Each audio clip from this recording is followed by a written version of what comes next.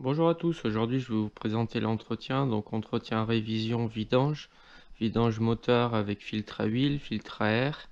Je vais également remplacer les 4 bougies. Donc l'exemple est pris sur un Dacia Logi, donc le moteur c'est le 1,2 litre TCE, année 2014. Donc première étape, en dessous du véhicule, on va enlever cette plaque là.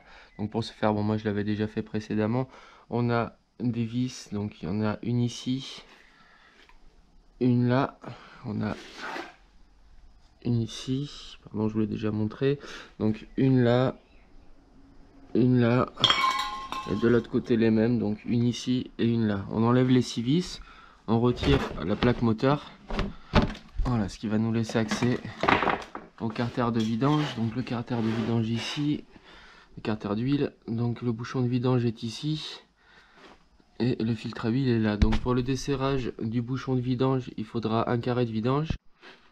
Donc on prend un carré, on place bien sûr au préalable un bac de vidange en dessous et on va desserrer donc dans le sens inverse des aiguilles d'une montre. Alors en général ils ont tendance à être pas mal serrés ces bouchons là, on n'hésite pas à mettre une rallonge en plus. Une fois mon bouchon débloqué, je finis de le desserrer à la main. Alors on fait bien attention à ce que le joint reste ici et pas collé, sinon après il va tomber dans le bac de vidange. Donc on enlève entièrement le bouchon et on vidange le moteur. Et pendant ce temps-là, on va passer au remplacement du filtre à huile. Pour le desserrage du filtre à huile, il faudra donc une douille de 27 et pareil, un grand bras de levier. Donc ensuite, je desserre mon filtre. Alors c'est pareil, au préalable, on place un bac de vidange en dessous, hein, parce que ça va couler forcément quand on va le desserrer. Donc on le laisse un petit peu perdre son huile, le temps qu'il se vide, sinon on va tout prendre dessus. On attend un peu comme ça et ensuite on retire le filtre. Alors une fois la cloche donc de mon filtre enlevé, normalement c'est possible que vous ayez le filtre qui soit venu avec. Moi le filtre est resté sur le moteur, donc je vais le sortir. Donc là le filtre est là, il y a simplement à le tirer pour l'enlever. Donc sur le couvercle du filtre, on retire l'ancien joint. Donc l'ancien joint qui est pris dans la gorge ici. Pour ce faire avec un tournevis plat par exemple, on glisse en dessous. Donc on le retire, on le sort donc entièrement. Et ensuite on replace donc le nouveau fourni avec le nouveau filtre. Au préalable, on le graisse, donc on récupère un peu d'huile, on graisse tout le tour du nouveau joint et on le repositionne dans la même gorge. Une fois mon joint de boîtier remplacé, je repositionne mon filtre, donc on fait bien attention à loger la petite partie ici dans le trou là. Donc on le met en place, hop, et ensuite on referme donc le couvercle ici.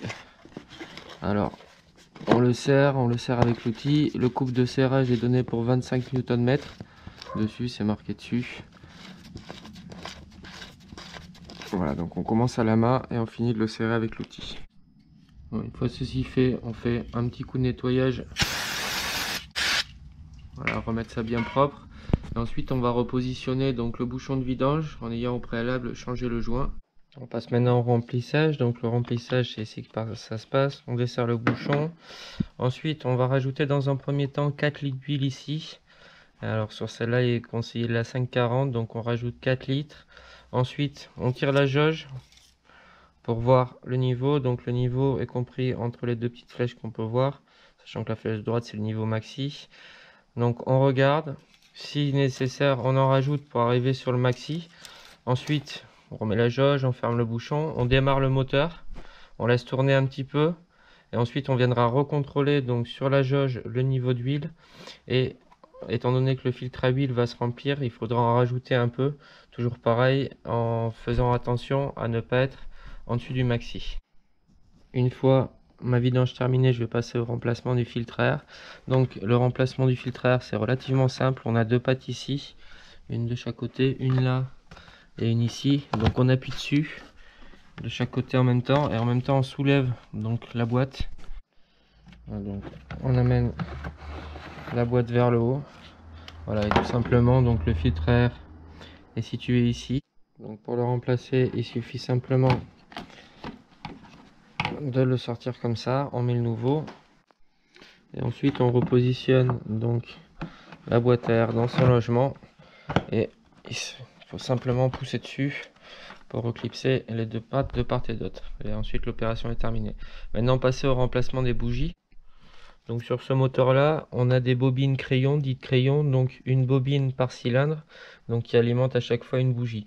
Donc on a les 4 bougies qui sont là, donc une ici, une là et une là. Alors je pense qu'on va se libérer un peu d'espace et enlever cette partie durite là pour se laisser un meilleur accès ici, sinon ça va être chiant à sortir ensuite.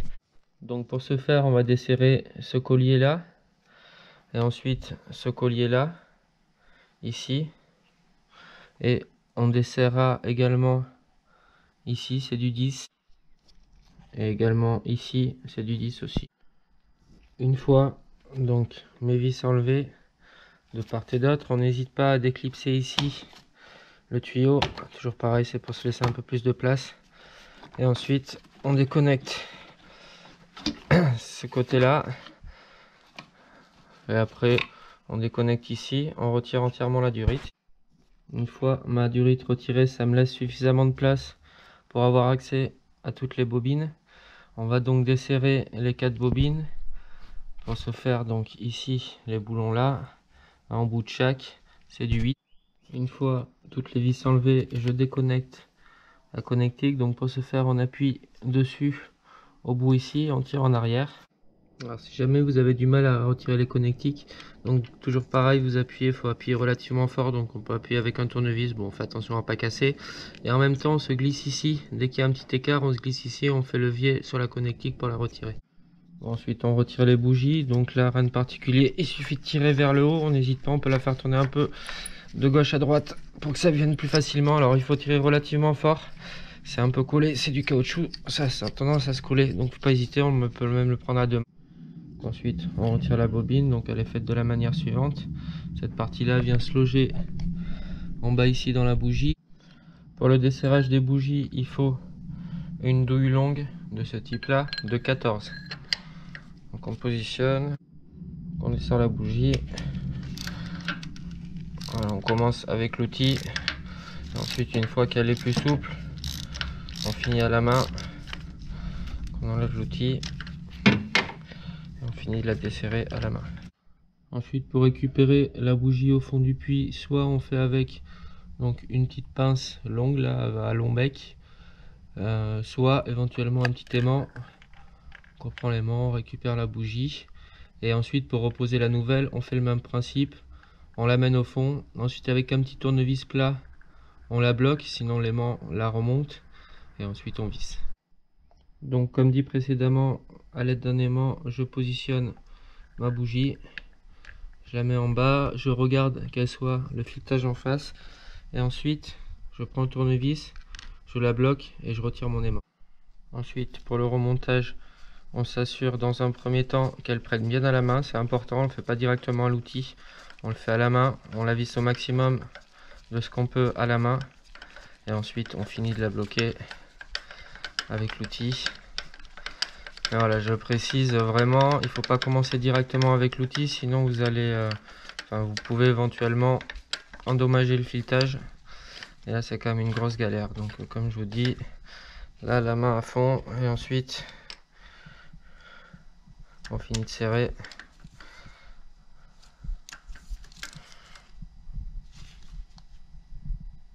De cette manière là, on serre mais sans serrer trop fort non plus, qu'elle soit juste bloquée.